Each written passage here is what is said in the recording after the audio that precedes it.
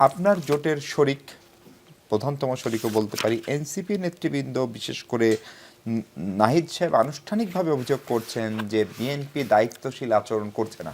উনি যেটা বলার চেষ্টা করেছেন সেটা হচ্ছে নির্বাচন কমিশন নিরপেক্ষতা সবকিছু মিলে একটা ভালো নির্বাচনের জন্য রাজনৈতিক দলগুলোর একটা দায়িত্বশীল আচরণ করা জরুরি। বিএনপি দায়িত্বশীল আচরণ করছে না। বিএনপি আসলে নির্বাচনের কথা সবচেয়ে বেশি বলে, বিএনপি সবচেয়ে বেশি নির্বাচন চাই, এই অভিযোগ জামাত বা এনসিপি শুরু থেকে করে আসছে।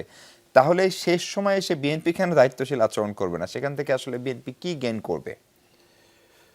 ধন্যবাদ আপনাকে, ধন্যবাদ আমাদের সহ আলোচক এবং দেশবাসী যারা শুনছেন সবাইকে আমাদের শুভেচ্ছা এবং সালাম জানাচ্ছি। দেখুন, বিএনপি ইলেকশন চায়, আমি সেই জায়গায় যাওয়ার আগে সর্বশেষ আজকে যে ঘটনাটি ঘটেছে, শাহজালাল বিশ্ববিদ্যালয়ে দীর্ঘ সময় পরে নির্বাচন, ছাত্র সংসদ নির্বাচন এবং কিছু আগামীকাল হওয়ার কথা ছিল।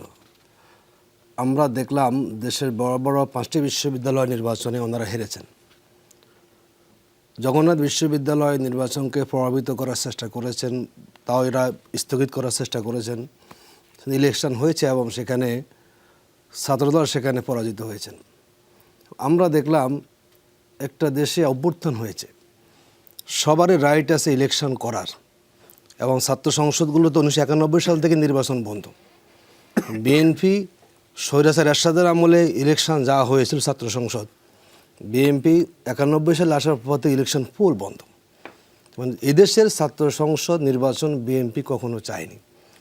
আমরা দেখলাম, আমি দেখলাম ভাই আতিক ভাই, এই সিদ্ধান্ত তো সর্বোচ্চ আদালতের পরে, সেটি নিয়ে আমাদের আলোচনা না, বন্ধটার প্রক্রিয়া কেন হয়েছে না বাংলাদেশে সবসময়, কিন্তু সবাই আজকে দেখুন, যখন তারা চেষ্টা করলো নির্বাচন কমিশনকে দিয়ে সব বন্ধ করে দিল, আবার ছাত্ররা প্রতিবাদ করলো, আবার 20 তারিখ ঘোষণা হলো।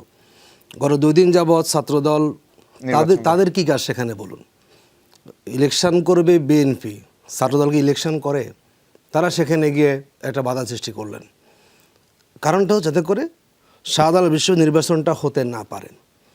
তারা সেখানে ব্যর্থ হবে, তারা কী করলেন? আদালতে আসলেন। দরকার ছিল বিএনপির আইনজীবীদের ছাত্রদের পক্ষে অবস্থান গ্রহণ করে ইলেকশনটাকে করা, গণতান্ত্রিক রাইটটাকে প্রতিষ্ঠা। আমি দেখলাম শাহজালালের নির্বাচন হলে কি বিএনপি জাতীয় নির্বাচনে পরাজিত অবশ্যই, অথবা দেখুন আমি বলি, আজকে যারা আদালত অবজারভেশন দিয়েছেন কি কারণে বন্ধ হলো? নিরাপত্তা সংকট। এটাকে ওখান থেকে কেউ বলেছে নিরাপত্তা সংকট আছে? দ্বিতীয় বলেছেন প্রভাব জাতীয় নির্বাচন। মানে এই নির্বাচন যদি হেরে যায় তাহলে জাতীয় নির্বাচন ওনার প্রভাব পড়ে যাবেন। জনাব তারেক রহমান 22 তারিখে সিলেট যাবেন, যে আগামী ইলেকশনটা হয়, ইলেকশনের নানা সমীকরণ বলছে এখানেও তাদের বড়ডুবি হবে।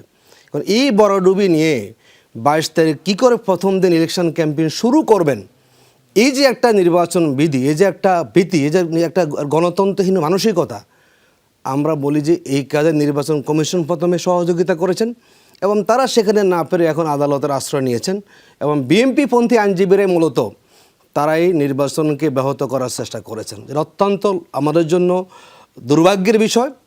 একটা ফ্যাসিবাদ মুক্ত বাংলাদেশে একটা বিশ্ববিদ্যালয়ে 28 বছর পরে নির্বাচনটাকে আপনি স্থগিত করে দিলেন। আপনি নিজে লয়ার মানুষ, আমি জানি না আদালতের যে সমস্ত বিষয় নিয়ে আপনি কথা বলছেন।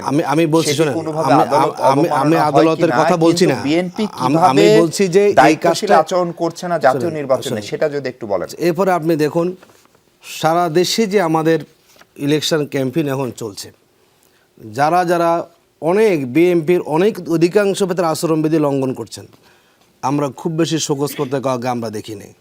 বরং এনসিপি যিনি আহ্বায়ক, তিনি যখন হা ভোটের পক্ষে বিল পেস্টুন লাগাচ্ছেন, ওনারা সেখানে নজর পড়ে গেছে। তার মানে দেখলাম যে হা ভোটে সেখানে কিন্তু কোনো প্রতীকও লেখা নেই যে আপনি সংস্কারের পক্ষে থাকুন, হা ভোটে দিন। এই আপনার ফেস্টুনটা নির্বাচন কমিশনের সহ্য হলো না, আপনি শোকজ করে দিলেন। হ্যাঁ, আর যে হাজার হাজার বিলবোর্ড আছে, প্রচার চলতেছে, সেখানে আপনার নানান উপকরণ বিতরণ করা চলছে, বড় মিছিল হচ্ছে, সে জায়গায় ওনারা না দেখারও যে অভিনয়টা করছেন, এটি প্রমাণিত হয়। আসলে আমি গতকাল শোতে বলেছিলাম, এই কমিশন হচ্ছে বিএনপি কমিশন। বিএনপি যেদিকে বলে কমিশন অ্যাটিটিউডটা কিন্তু সেই দিকে। দেখুন, যদি আপনাকে বলি কালকে কেন তারা সেখানে গেলেন, বিএনপি, আমি বলছি বিএনপি 23 জন প্রার্থী আছেন যারা দ্বৈত নাগরিকত্ব, এবং সেটাকে অনেকটা চাপ সৃষ্টি করে কমিশনকে বাধ্য করে দ্বৈত নাগরিকদেরকে দেশের পার্লামেন্ট মেম্বার সুযোগ করে নির্বাচন কমিশন দিয়েছেন। দ্বৈত নাগরিকরা দেশের পার্লামেন্ট মেম্বার আগে ছিল না? ছিল তাদেরকে একটা প্রত্যাহার করে আসতে হয়। দ্বিতীয় হচ্ছে দেখেন ঋণ খেলাপি। বাংলাদেশে আপনি দুর্নীতি বন্ধের কথা বলবেন, অথচ দেখলাম যে 26 কোটি টাকা ঋণ খেলাপি যা সব মিলে তারা নমিনেশন পেয়েছেন। তো এই যদি অবস্থা হয়, যদি ঋণ খেলাপিরা অবাধে ইলেকশন করে, এরাই আবার ঋণ খেলাপি হবে, এরাই আবার দুর্নীতি করবে, এরা আবার লুটপাট করবে। তার মানে এই নির্বাচন কমিশন, এই যে একটা নতুন রাজনৈতিক বাস্তব আমরা এসেছি, তারা এটাকে ধারণ করে না এবং ঋণ খেলাপিদেরকে তারা মনোনয়ন বৈধ করে প্রমাণ করেছেন, তারাও সংস্কারে বিশ্বাস করেন না। তার মানে আপনার অভিযোগ দুইটা, একটা হচ্ছে বিএনপি নিজেও দায়িত্বশীল আচরণ করছে না, পাশাপাশি নির্বাচন কমিশনও নিরপেক্ষ আচরণ করছে না।